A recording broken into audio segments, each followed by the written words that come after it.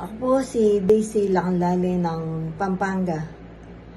Panahon po ng pandemic nang matuklasan ko ang video sa YouTube kung paano nabuksan ang aking diwa at nalaman ang katotohanan. Panoorin po natin ang video na to ng Mensahero ng Silangan.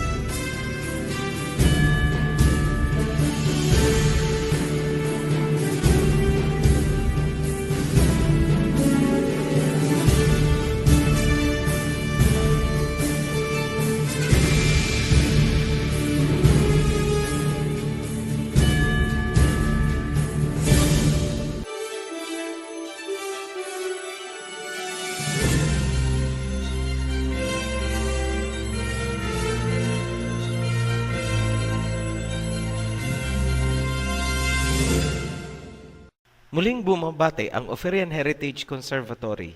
Sa nakaraang video, inilahad natin kung sino si Gog and Magog at tinapos natin ang video sa puntong nakuha ng mga Gentiles ang Jerusalem. Nagkatotoo ang nasusulat na aapak-apakan ng mga Gentiles ang Jerusalem, samantalang ang Israel ni Jacob ay magiging bihag sa iba't ibang bansa. Basahin natin, Luke chapter 21 verse 24, King James Version. And they shall fall by the edge of the sword, and shall be led away captive into all nations, and Jerusalem shall be trodden down of the Gentiles, until the times of the Gentiles be fulfilled. Ang topic natin ngayon ay medyo sensitibo dahil hindi lang ang Pilipinas ang tatamaan, kundi pati ang buong United Nations. Ilalahad namin ang isang katotohanang hindi nyo maririnig sa mga historians at religious organizations. Gagamit tayo ng guide questions bilang framework ng ating pagtatalakay para mas malinaw. Number 1, paano nagsimula ang pakikipaglaban ng Israel ni Jacob para sa kanilang lupain during biblical time? Number 2, sino ang nasa likod? Bakit nakuha ng mga Gentiles ang Jerusalem? Number 3, ano ang papel na ginampanan ng Pilipinas sa tuluyang pagkawala ng Jerusalem sa Shemite territory? Magpapauna kami. Ang topic na ito ay hindi mauunawaan ng sino mang ayaw tanggapin at unawain ang aming mga inilahad dito sa mga naunang series. Number 1, Creation Series. Number 2, Babylon Series. Number 3, World Territory Series. Kung hindi nyo tatanggapin ang mga katotohanang nailahad namin dyan, malabong maunawaan nyo itong video at ang mga susunod pang mga video hanggang umabot tayo sa Book of Revelation.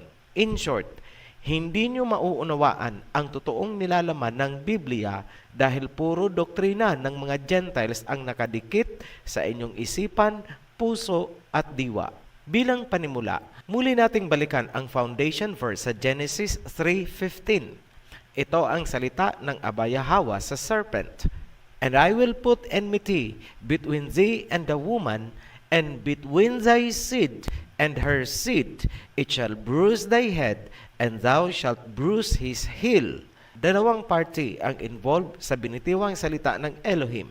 Serpent seed versus woman seed. Si Cain ang serpent seed, si Abel ang woman's seed. Ngunit pinatay ni Cain si Abel at ang pumalit ay si Seth. Dumami ang angkan ni Cain at ganun din ang angkan ni Seth. Lumaki ang angkan ng serpent seeds, ganun din ang seeds of the woman. Nasusulat, naging masama ang mga tao sa mundo, kaya nagpadala ng baha. Kung pag-uusapan ang active serpent seed mula kay Cain, naputol na sana ito kay Naama. Walang problema sa binhi ni Ham sapagkat ito ay dormant or tulog dahil sa dugo ni Noah. Mabubuhay lang ang serpent seed ni Cain na taglay ni Naama kung ito ay mabubuntis ng isang lalaking positive carrier din ng serpent seed ni Cain. Yun ang ginampanan ni Ham sa kanyang ina. at ang bunga ay si Canaan. Ang angkan ni Canaan ay tinawag sa biblical times na Canaanites at sa modern history ay tinawag na Phoenicians. Si Canaan at si Cush na ama ni Nimrod ay magkapatid. Lumalabas na tiyuhin ni Nimrod si Canaan. Balikan natin ang ilang mahalagang pangyayari. Ang Ark ni Noah ay sumadsad sa Mount Ararat noong humupa ang baha. Sa paligid ng lugar na yon, nanirahan ang pamilya ni Noah hanggang sila ay dumami ng dumami. Matapos gawin ni Noah ang Table of Nations, ang lugar kung saan nakatira ang mga tao sa paligid ng Ark ay napunta kay Shem. Ibig sabihin, kung may kailangang umalis, yun ang lahi ni Ham at Japheth dahil ang lugar ay para sa lahi ni Shem. Ang buong Asya ay napunta kay Shem. Kung kaya, ang direksyon sa paglisan ng angkan ni Ham at Japheth ay mula sa east papuntang west. Si Japheth ay dapat sanang tutuloy sa Europe at si Ham ay towards south, tungong Africa. Yan ay naaayon sa world territories na itinakda ni Noah. Ngunit, sinuway nila ang itinakda ni Noah. Basahin ang Genesis chapter 11 verse 2. And it came to pass, as they journeyed from the east, that they found a plain in the land of Shinar, and they dwelt there. Habang sila ay naglalakbay mula sa east, nadaanan nila ang kapatagan sa Shinar or Mesopotamia at doon sila nanirahan. Yan ang unang paglabag sa teritoryo ni Shem. Genesis chapter 11 verse 4, And they said, Go to, let us build a city and a tower, whose top may reach unto heaven, and let us make us a name, lest we be scattered abroad upon the face of the whole earth. Ayaw nilang maghiwa-hiwalay. Doon nagsimulang magtayo si Nimrod ng mga city at kingdoms, kasama na dyan ang Tower of Babel. Verse 5, And Yahweh came down to see the city and the tower, which the children of men builded. And Yahweh Elohim said, Behold, the people is one, and they have all one language, and this they begin to do. And now nothing will be restrained from them, which they have imagined to do. Nakita ng ama ang nagawa ng pinagsamang lahi ni Ham at Japheth at hindi niya ito nagustuhan. Ang sabi ng ama, ang tao ay nagkaisa at may isang wika at ito ang kanilang nagawa. Lahat ng nanaisin nila ay madali na nilang magagawa. Hindi nagustuhan ng ama ang mga nangyayari. Genesis chapter 11 verse 7. Go to, let us go down, and there confound their language, that they may not understand one another's speech. So Yahweh scattered them abroad from thence upon the face of all the earth, and they left off to build the city. So malinaw na ang purpose bakit nilito ang kanilang lingwahe ay upang sila ay paghiwa-hiwalayin para matigil ang pagtatayo nila ng mga city at kingdom sa teritoryo ni Shem. Natigil ang Tower of Babel. Huwag kalilimutan, ang teritoryo ni Shem ay dwelling place ng Elohim ayon kay Noah. Ngayon, ang lahi ni Japheth ay nagpatuloy na sa west at ang lahi ni Ham kasama ang kanyang mga anak na sina Cush, Mizraim at Canaan ay nagpatuloy na towards Africa. Apparently, si Nimrod ay nagmatigas dahil may mga kingdoms na siyang naitayo na malagi siya sa teritoryo ni Shem. Noong dumaan na sina Ham sa area ng Jordan River, nagpaiwan na si Canaan. Ayaw niya nang sumama sa Africa. Inukupan ni Canaan ang bahaging malapit sa Jordan River, kung kaya naging magkapit-bahay sila ni Nimrod, magkalapit na civilization, and therefore nagkaroon ng intermarriages. Ang active serpent seed ni Canaan ay dumami sa kingdoms ni Nimrod, Babylon. Huwag kalilimutan ang nasusulat sa Table of Nations. Ang ibang lahi ni Canaan ay kumalat din abroad at sila ay humalo sa mga Japhethites. Genesis chapter 10 verse 18. And the Arvadite, and the Zemarite, and the Hamathite, and afterward were the families of the Canaanites spread abroad. Kung napapansin nyo, wala pa si Jacob at ang Israel sa panahong ito. Ngunit nakapwesto na ang Canaanites sa lupaing para sana sa kanila. nakahanda na ang serpent seeds versus woman's seed. Sasagutin na natin ngayon ang guide question number 1. Paano nagsimula ang pakikipaglaban ng Israel ni Jacob para sa kanilang lupain during biblical time? Mag-fast forward tayo sa panahon ni Moses noong lumabas na ang Israel mula sa Egypt. Exodus chapter 3 verse 17. And I have said, I will bring you up out of the affliction of Egypt unto the land of the Canaanites and the Hittites and the Amorites and the Perizzites and the Hivites and the Jebusites unto a land flowing with milk and honey. Ang mga Hittites, Amorites, Hivites, Jebusites, and we believe kasama ang Perizzites ay mga descendants ni Canaan, serpent seeds. Huwag niyong iisipin na inapin ng Elohim ang mga Canaanites. Malinaw sa simula pa lang na ang mga Canaanites, pati ang lahi ni Nimrod, ay mga squatters sa teritoryo ni Shem. Wala silang karapatan na manirahan sa lupain na sakop ng teritoryo ni Shem ayon sa Table of Nations ni Noah. 4 na Canaanite group ang unang nakasagupa ng Israel ni Jacob. Tanong, bakit hindi kasali ang Arkite, Sinite, Arvadite, Zemarite at Hamathite? Sagot, dahil wala sila sa Canaan kundi nasa abroad. Muling basahin, Genesis chapter 10 verse 18. And the Arvadite and the Zemarite and the Hamathite and afterwards were the families of the Canaanites spread abroad. Later na natin tatalakayin kung saang abroad sila napunta dahil sila ang responsable sa mga next rounds of the boxing competition laban sa Israel ni Jacob. Magkakaroon ng rematch tournament. Nanalo ang mga Israelites sa first round, ngunit sila ay natalo sa second round laban sa Assyrians noong 740 BCE at sa Babylonians noong 605 BCE. Note, tandaan nyo na ang Assyrians dito ay hindi tumutukoy kay Ashur na anak ni Shem. Ang mga Assyrians na yan ay magkahalong lahi ni Nimrod at Canaan. Natawag lang silang Assyrians dahil inukupan nila ang lupain ni Ashur na anak ni Shem. But in reality, mga descendants sila ni Canaan at Nimrod. Mislabeling ang nangyari. Kung familiar sa history, nawala ang 10 tribes ng Israel sa panahon ng Assyrian at Babylonian captivity. Ganun pa man, hindi hahayaan ng Elohim na maging forever captives ang Israel ni Jacob.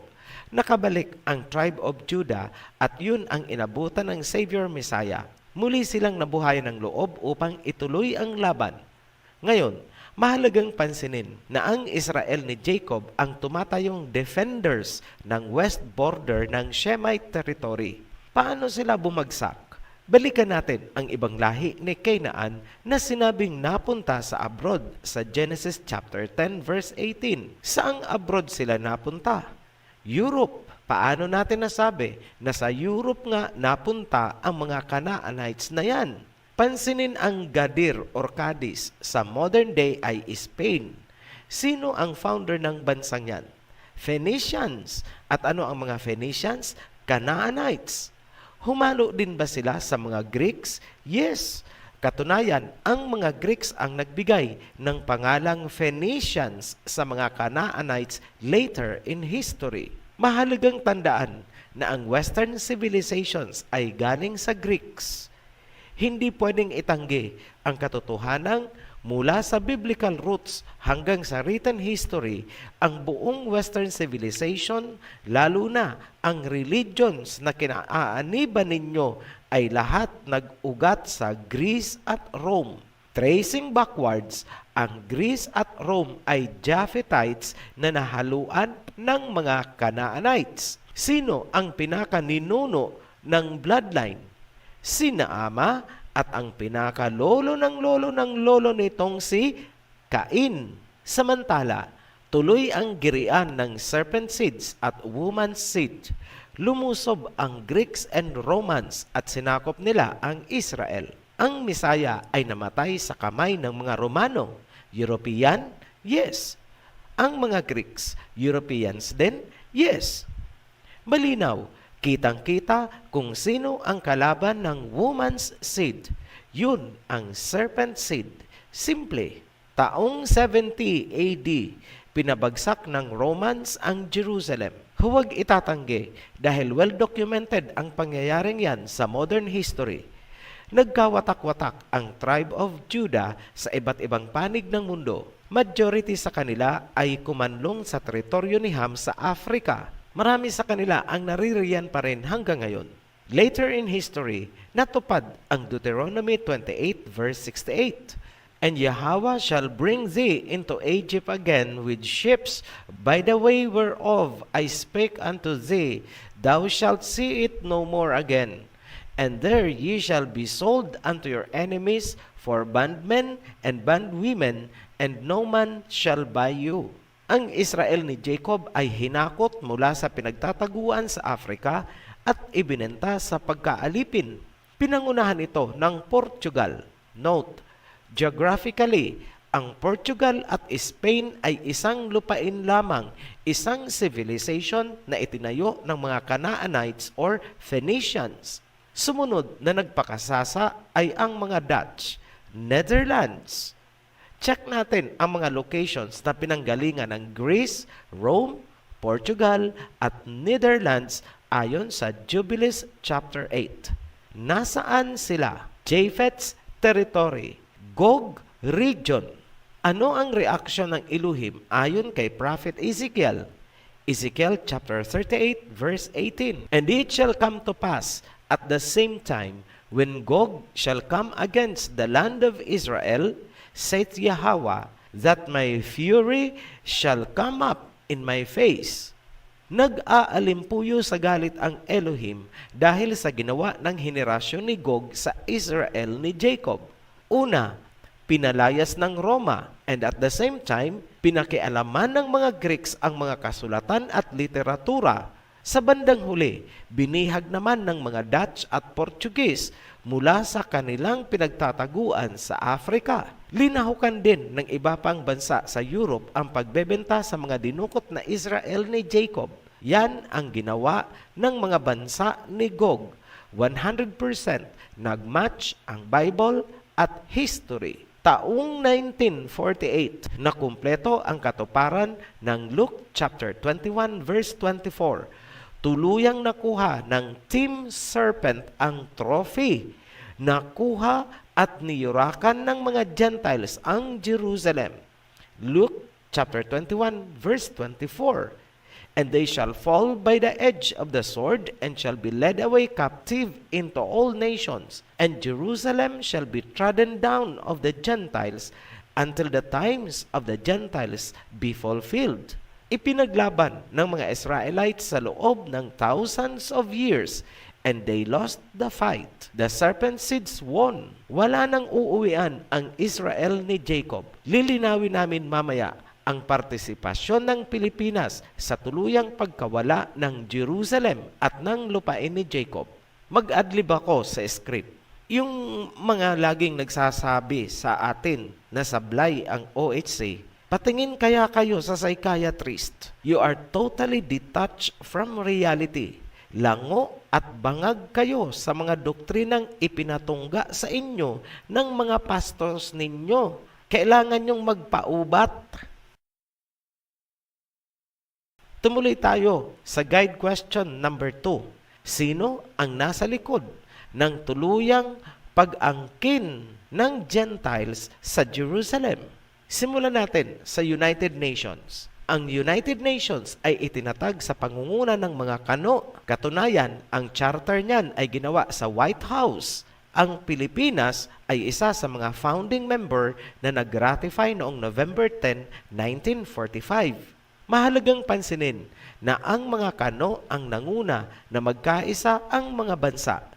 Sa nakaraang video pa lang, kilala nyo na kung sino sa Biblia ang mga kano. Ang layunin ng United Nations ay upang magkaisa ang mga bansa. Meaning, mayroong tinatawag na unifying purpose.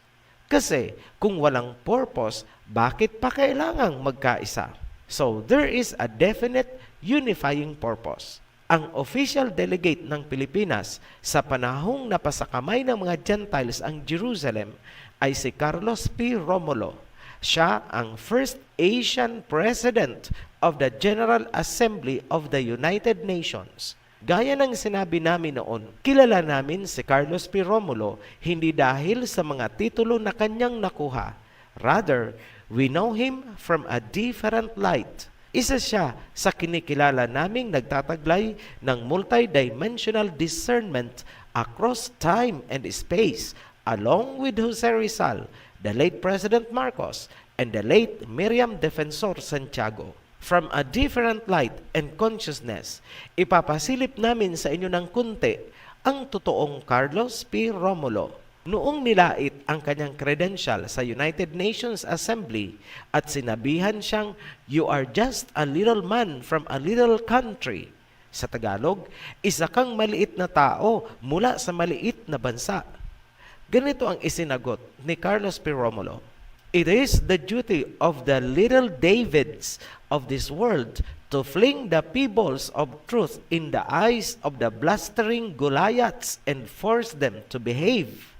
Tungkulin ng bawat maliliit na David dito sa mundo na isaboy ang buhangin ng katotohanan sa mga mata ng mga nagyayabang na Goliaths upang sila ay magmatino. Natahimik ang mga lumalait sa kanya mula sa mga powerful nations. Ngayon, read between the lines kung ano ang sinasabi naming kilala namin si Carlos P. Romulo from a different light. So, ano ang pinupunto namin? Ito ang hindi alam ng mga historians at mas lalong walang alam ang mga pastors tungkol dito. Balikan ang history. Taong 70 AD matapos pabagsakin ng mga Romano ang Jerusalem na nagresulta sa pagkawatak-watak ng mga Israelites, Palestine at ang mga neighboring Arab countries gaya ng Iraq ang nagtulong-tulong na protektahan ang bahaging yon ng Shemite territory. Kumbaga sa isang bahay na iniwan ng may-ari, ang mga bansang kapitbahay ang nagbantay na hindi ito makuha ng mga squatters. Nagulat ka? Kasi akala mo, mga Palestinians at Arab players ang mga pasaway. Yan ang nagagawa ng mga doktrina at propaganda.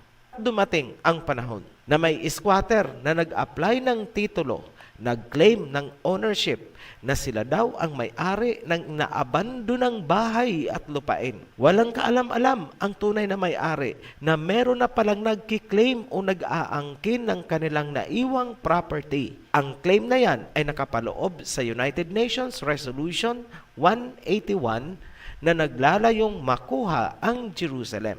Yan ang nilabanan ng buong Shemites sa United Nations. Alam kasi nila ang tunay na nangyari sa Israelites ni Jacob. The whole Asia became united and rallied behind Carlos P. Romulo, ang little David na nilait sa United Nations, ang David ng Shemite territory na lumalaban para hindi mawala ang Jerusalem. Days before the votation, ito ang salitang binitiwan ni Carlos P. Romulo sa General Assembly. We hold that the issue is primarily moral. The issue is whether the United Nations should accept responsibility for the enforcement of a policy which is clearly repugnant to the valid nationalist aspirations of the people of Palestine. The Philippine government holds that the United Nations ought not to accept such responsibility. Thus, he clearly intended to oppose the partition plan or at most abstain in the vote. Tutol si Carlos P. Romulo sa UN Resolution 181. Ngunit nakakalungkot, Carlos P. Romulo was recalled. Pinalitan siya ng ibang boboto ng yes sa UN Assembly. Kinalabasan, Pilipinas ang nag-iisang bansa sa Asia na bumoto ng yes. Isang boto na nag-break ng tie kaya nanalo ang UN Resolution 181. Nakuha ng mga Gentiles ang Jerusalem. Nawala ng uuwian ang Israel ni Jacob. bumagsak ang defense sa west border ng Shemites territory. Ngayon, dapat bang ipagmalaki yan ng Pilipinas? Nakakahiya po sa ating mga kapitbahay ang nangyari. Sino ang presidente na nag-pull out kay Romulo? Manuel Rojas. Tandaan nyo, ang apelyedong yan, Rojas. Kanina, sinabi natin na mga kano ang nanguna na maitayo ang United Nations. Sino ang nasa likod? Bakit pinalitan si Romulo ng buboto ng yes? Mga kano, tinawagan ng White House ang Malacanang at ang sumunod na pangyayari ay ang pagkakapalit ng representative. In short, mga kano ang nasa likod ng buong pangyayari. Pansinin, itinayo ang United Nations noong 1945 at nakuha nila ang Jerusalem noong 1948. Barely 3 years. Ano ang sinasabi ng Revelation chapter 20 verse 8? And will go out to deceive the nations in the four corners of the earth, Gog and Magog, and to gather them for battle. In number, they are like the sand on the seashore. Sinimula na ni Gog and Magog na ipunin ang mga bansa sa pamamagitan ng mga relihiyon, politika at ekonomiya. Bahagi yan ng kanilang preparation para sa darating na Grand Championship, the final showdown. Ngayon, subukan niyong sagutin ang guide question number 3. Ano ang papel na ginampanan ng Pilipinas sa tuluyang pagkakawala ng Jerusalem sa Shemite territory? Moot and academic na ang kasagutan. Sa salitang kalye, kasabwat ang Pilipinas. Sino ang presidente? Si Rojas. Kaya huwag niyong pinagmamalaki ang propagandang Philippines is the only nation in Asia na bumoto kaya naitayo ang bansang Israel. Nakakahiya po sa ginawa ng Pilipinas. Ano sa akala nyo ang tingin sa atin ng China at mga Arab countries? Simple lang, tayo ay bansang walang pakialam sa teritoryo ng Asya. Wala tayong pagpapahalaga sa Shemite territory. Yan ang image natin. In contrast, kahit naghihirap ang China noong 1948, pinanindigan pa rin nila ang pagtatanggol ng Shemite territory. Sinimulan nilang sagipin ang Africa kung saan naruroon ang ibang Israel ni Jacob, ang mga natitirang seeds of the woman. Kaya huwag kayong nagtataka, bakit biglang umahon sa kahirapan ang China habang lumubog ng todo ang Pilipinas? China is blessed. Huwag din kayong magtataka kung bakit pinasiguro ng mga incheck na makontrol ang West Philippine Sea. They need to do it. Kailangan nilang gawin dahil ang lugar na yan ay defense laban sa nakaumang na mga puti bandang south. Nakuha na nila ang teritoryo ni Ham at ang isusunod nila ay ang WPS. Lalamunin na po tayo. Gumising kayo. Ngayon, para sa inyong mga mediocre na tinatawag kaming weird o weirdo, tanggap namin yan. Weird talaga ang dating sa inyo ng mga kaisipang meron ang mga kagaya ni na Jose Rizal, Carlos P. Romulo, President Marcos, Miriam Defensor Santiago at Oferian Heritage Conservatory. Abangan nyo po ang future video natin. Ito yung Ubat Principles and Philosophy Against Dogmas and Doctrines. Mag-advance research na kayo. Pag-aralan natin channel ng Adventist dahil aaring king kayo sa susunod naming mga editions. Muli kaming nagpapasalamat sa mga patuloy na sumusuporta sa Oferian Heritage Channel. To our new subscribers, welcome to our heritage. And to all of you, be blessed. Shalom. Naniniwala po ako na ikaw na nanood ay maraming katanungan at unti-unting nabubuksan ang iyong diwa. Kung nais mong magpatuloy, subaybayan ang nasabing video ng Mensahero ng Silangan. I-follow lang ito, i-share at i-subscribe. Maraming salamat po.